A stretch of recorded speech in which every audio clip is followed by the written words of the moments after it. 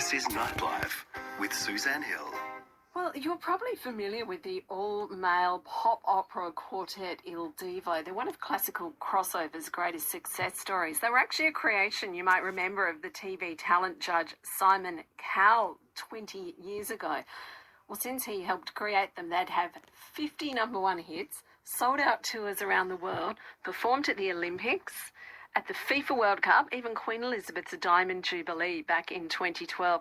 They have a new album out celebrating those 20 years. It's called XX, the 20th anniversary album. I'm just going to play a bit of one of the tracks for you, No Tango Nada, and then you'll meet one of the members.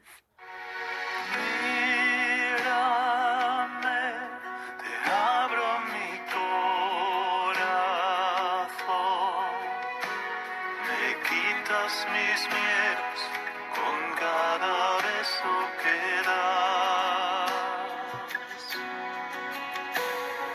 Nunca sentí mi alma tan llena de amor. Y me queda el recuerdo si tú ya no estás. Siempre me queda. Now, if that sounds familiar, you'd be right. It's a Spanish cover of Whitney Houston's I Have Nothing. And did you hear that gloriously rich baritone voice?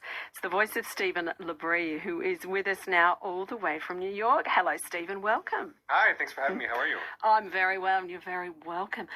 Millions across the globe know this Il Divo sound, but I'm guessing many people, those here in Australia included, might not know the actual men behind the voices. Tell us who's in Il Divo. Yeah, so Il Divo comprises of three original members and myself. So David Miller, who is from the U.S., and Sebastian Isambard from France, who also lives in California, and Urs Bühler from Switzerland. And then, unfortunately, the Il Divo lost a member 2 years ago to COVID, Carlos Marin, and I have come in to replace him, originally to do a memorial tour for him, and then the guys asked me on to be a full member back in August, and we recorded an album together, and now celebrating 20 years of Il Divo. It, has been a great 20 years for them and a great 2 years for me. Yeah, here we are. Super exciting. So, Stephen, coming into it, had you been an Il Divo fan? How had you been familiar with them? How did it all come about that you stepped in at that time? It's actually funny. I actually knew of Il Divo 20 years ago because I was walking in a bookstore that had a CD section here in the U.S. where I grew up in Texas, and I saw these guys on the stand, and so I listened to, I got the headphones that were connected to the stand and listened to little snippets of the music that they had there on their first album, and I thought it was beautiful and it was great. Come 20 years later, we just did an album signing for the album and the vinyl that we just had for the 20th anniversary, in a Barnes & Noble here on Fifth Avenue, so it was a nice full circle moment. But actually 10 years ago, I met David Miller. We did a concert together, in St. Bart's in the Caribbean at a music festival there. And we kind of kept in touch throughout the years. And when Carlos fell ill, he'd reached out to me to potentially come in and kind of understudy for him, and while he was recovering. And then sadly, he passed away. So, the guys really wanted to do a memorial tour for him to commemorate all his legacy and everything that he'd given to the group and given to the world of music. And so, one of the real defining features of Il Divo is that baritone voice. And so instead of me, being his cover, it was, can you come and help us fulfill this memorial tour to honor our fallen brother? So I did, and that's kind of how it all began, and been with them on the road now for 2 years. I'd imagine from the band perspective, losing one of the original members must have been very hard to do, and it must be a privilege for you, I guess, that you've been invited to fill that role, because that must have been a really hard thing to come to terms with. Yeah, it was a crazy, crazy time. There were so many unexpected things, COVID, and, how every world, every city, every country dealt with that. And then, we were kind of just coming out of it, and that's when it all happened. So everything was already surreal. And, I think COVID taught us that life is short and we really just have nothing to lose. And so I can't imagine anyone who would say no to honoring such an important figure in the world of music. He was such an institution, Carlos, and such a beautiful voice, and so it was a privilege for me to be able to do that. But I think just though the sense of the group, and I mean, I've seen you talk about how there's this everyone sort of, puts their hands together before a concert and wishes each other good luck, and doing that without Carlos for the first time was quite hard for everybody. Yeah, it was a very difficult time for them.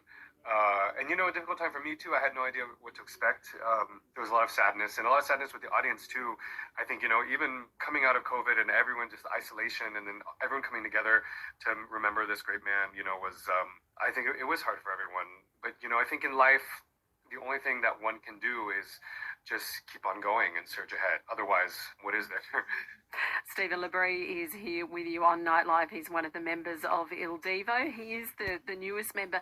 So what had your background been then, Stephen, growing up in Texas? What was your journey to becoming a professional singer? Actually, I went to see an opera when I was, I would say, 10 or 11. We went on a school field trip to see it, and I just loved it so much I wanted to sing immediately from that point forward. I don't come from a very musical family, so it wasn't really something that influenced me early on. But I loved it so much that I was like, I just want to sing. I just want to sing. So I just started practicing on my own singing. Eventually started taking voice lessons and kind of starting out with some standard music. I'm half Mexican, so I sing a lot of mariachi music as well, Mexican songs, and which are very operatic in their own way. And then I went straight from there into singing classically, singing opera, weaving my way along until getting to here, It's been a real journey. So we just heard Tango Nada sung in Spanish. Obviously, you would be a fluent Spanish speaker, I would imagine. But when you sing in different languages, how hard is that for the members of the group who might not be fluent in those languages? Everyone is super familiar with singing in Spanish. They've been doing it for a long time because, I think Carlos had a big influence on it being, having a lot of the music be in Spanish. And there's an element, as classical singers, when something is in English, it has a casual quality to it.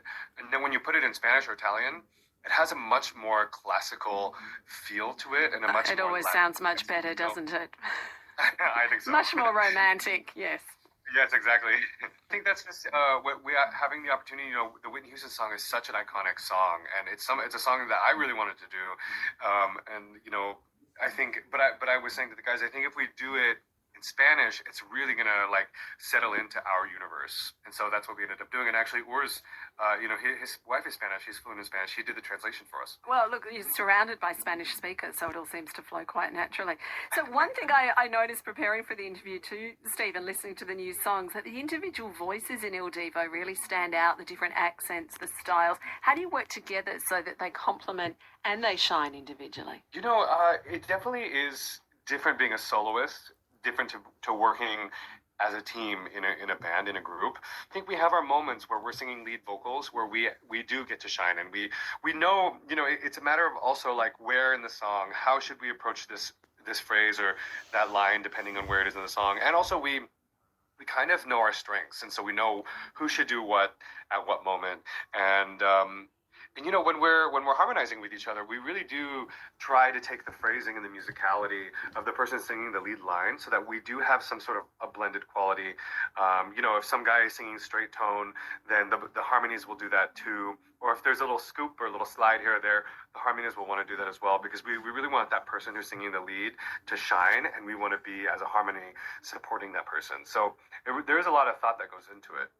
So, Stephen, do you still get to do your own solo projects, or is Il Divo your life now? Il Divo has become a major part of my life in the last 2 years. We're very busy. Il Divo has always been a very busy band, and so it is. I do hope to start, dipping my toe a little bit into my own solo projects here and there as time goes on. But there's been so much to do since the Memorial Tour was a year complete, like a complete full year, and then we did a tour called A New Day last year that was kind of a little bit at the beginning of the year, and then we took 6 or 7 months off to record the album. So all of our energy was put toward recording the album, and kind of making that happen. It was a lot of steps, a lot of elements. We learned a lot doing that, and then ending the year in 3 months, where we were also in Australia doing finishing out the New Day tour, and then now we've had some time off, and we were all just here in New York. We did some interviews. We did performances on Good Morning America on the Kelly Clarkson Show, and some interviews and some promotional stuff here in New York City. And at the end of April, we're going to be starting another tour to celebrate the 20 years, and I think that's going to take up a lot of time as well, which is great. I love what I'm doing.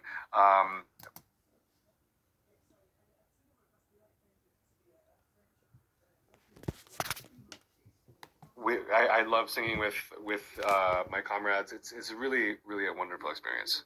Tell me about the Australian tour. How was your fan base here? Were they pretty passionate? Oh, so passionate! I loved it. It's so funny because I've been seeing for 2 years almost people writing, "When are you coming to Australia? When are you coming to Australia?" And so finally we went to Australia, and our first show was in Sydney, and it was just like a wild, crazy audience. Everyone was so happy. Everyone, Australians are such friendly people, and so it's so welcoming just to be there. Yeah, it was a great experience. We did I think 5 cities in Australia, and I had never been before, so it was a new experience for me. I loved it. What does a wild, crazy Il Divo audience look like? There's a lot of screaming and yelling and cheering. There's a lot of singing along with the songs. There are people who want to take pictures. There are people who come to the stage and want to take selfies or want you to sign things. Gifts. People send gifts backstage. There's a lot. I think coming from classical music and opera, where the audience is a lot more tame and a lot more proper, and then coming into Il Divo world, where it can be anything. You never know what's going to happen, and the audience is so enthusiastic. It's so much fun to be there, and the more enthusiastic the audience is, the more into it I get, because I feel like they're really just like wanting and giving and eating it up, and so you can just you get more and more excited yourself. Yeah. So what kind of gifts did the Australians send backstage to you? They sent all kinds of stuff. I actually got a hat. Is it called a Nakubra? Yes. Is that right? I got a Nakubra hat from someone in Melbourne, and I loved it so much. It's like it's one of my favorite gifts I've gotten because it's such a sexy hat, And so I've been wearing it when we went to Indonesia after we were in Bali for a few days, and I was wearing it around everywhere. And it's such a cool hat. So are you wearing it in New York though, Stephen? I haven't braved wearing it out yet because that would be such a unique look. But maybe I should be able to do it tomorrow. I think that look has been pioneered. Paul Hogan, Crocodile Dundee, when he went to New York, I reckon he was walking down Fifth Avenue in a Nakubra. So you might have. I think that path has been trod, but I would like to hear about that, Stephen, if you got it out. Now I want to play some of another song from the Double X album, this time a cover of the pop song Crazy by Gnarls Barkley. Let's listen to the Il Divo interpretation. I remember when I lost my mind. There was something so pleasant about that place. Even your emotions have an echo in so much space.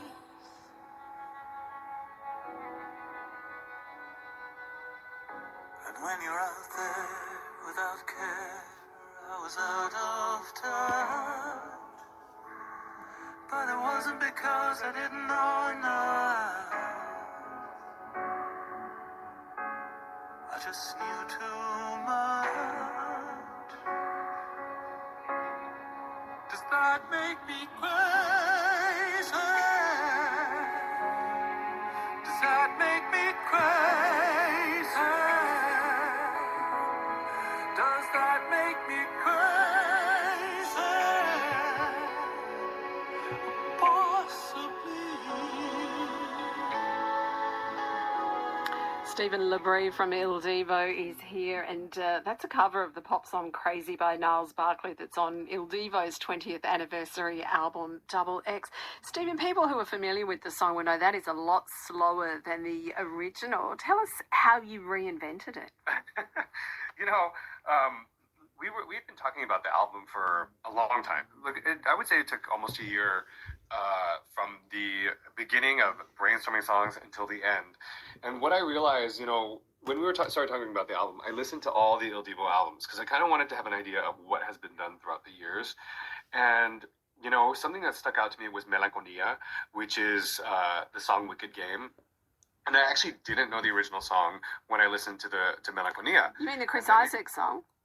Yes, exactly. Oh my goodness, I cried so many tears when I had my heart broken to that song many years ago. Oh. Yes. Oh, Can't think of it without remembering those days.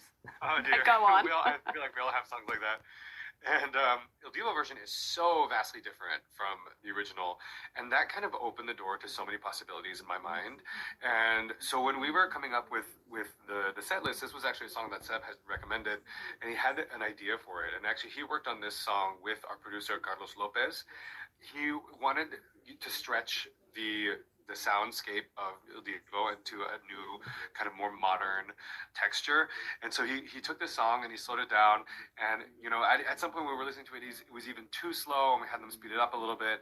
But it has such a dark and sexy quality to it. And you can really hear all the text and all the words. And they just have such depth. And so taking the song and doing it, I think, has such a strong impact because it really does feel like a classic Il Divo song, but also in this new era, and then really doing it with like such emphasis on the words. So, Stephen, tell me about that whole process of how you actually pick those songs that you're going to cover for an album. Because, I mean, there are a million songs out there to choose from. How do you even begin that process? Gosh, you know, it was kind of a long process. We basically got together and we said, okay, let's all spend the next couple of weeks listening to many songs as we can, compiling a list. Each of us compiled a list of like 10 or 20 songs, and of songs we liked, songs we had come across, whatever, or songs that we thought would be good for us to do. And then we sent all those together, and then we whittled it down to a smaller list, and whittled it down again to a smaller list until we had a certain number of songs that we thought was acceptable for us to like, you know, or reasonable for us to be like sitting together and listening. And then we did what was kind of like a perfume test. So we would listen to a song, and then if the song didn't grab us pretty immediately, like if you smell a perfume and you're like, oh, I like that, but if it doesn't grab you, then you're like, no, that's not for me. And, you know, if it didn't grab us quickly, then we're like, oh, I think we should find something that's a little more interesting, something that's a little more us, something, you know. And so it kind of went like that and if there was a song that one of us really, really believed in, we would say, no, I really think once you get to this part, we could do this. We could kind of like explaining what our idea of the song would be, until we got down to about 10 songs. And then in the end, we even decided that it would be really cool because David and Seb, with Carlos Lopez, the producer, had written a song. And we thought, okay, why don't we record this original song? So that song on the album is called Despertar Sin Ti. And it's an original song of Il Divo. So yeah, that's kind of what the process was like, and then came the long process of producing the songs and making the arrangements and finding things that we liked. And we went through many iterations of some of the songs, thinking, oh, I don't care for that, or can we do more like this? Until we finally arrived to a point where we were like, yeah, that's pretty cool. So, what was the song that no one else was into that one member had to battle to get on the album? Was there one of those? There was a song which is called Hoy Tengo Ganas de Ti, which actually I played for Seb, and he really liked it. It was a song that I really wanted to do. I think it's my favorite song on the album, personally. And I was like, this song is so good. It's going to be amazing for us. And the other guys were a little bit less convinced of that song. And I was like, no, I promise you, it's going to be a good song. We have to do the song. And yeah, in the end, we did it, and I think it has this super epic, cinematic, James Bond, sexy vibe, and I'm super happy with how it turned out. And actually, I think No Tengo Nada took some convincing too from some people, but I don't think there might have not been a 1 against 3. I think it was usually there was 2 against 2. So you had 50%. That's a stronger place to start. And finally, Exactly. yeah, Stephen, I was just wondering, because you say something that was more us when you're listening for those songs, and you mentioned Crazy being a sexy song. You know, what's a sexy song? How do you know one when you hear one? For me, that song has some darkness to it. It kind of like has some mystery. I think Crazy has that. Hoy Tengo Ganas de Ti, which is the second song on the album, also has that mystery and some sadness and some desperation to it that like makes it into this passionate, sexy song. That's my interpretation. Desperation. Yes, exactly. What's sexier than desperation? Am I right? Well, when it doesn't go too far, but yeah, it can have its sexiness for sure. Hey, Stephen, thank you so much for joining us on Nightlife to tell us a bit about your role in Il Divo and about the new album. Really appreciate it. Yeah, thank you so much. Get out in that Akubra. We want to hear how it goes. Thank you. I definitely will. Okay. We're going to play that song that Stephen talked about. Well, arguing strongly to get onto the Il Divo XX album, Oi Tengo Gana de Ti, which translates as I Have Longing for You.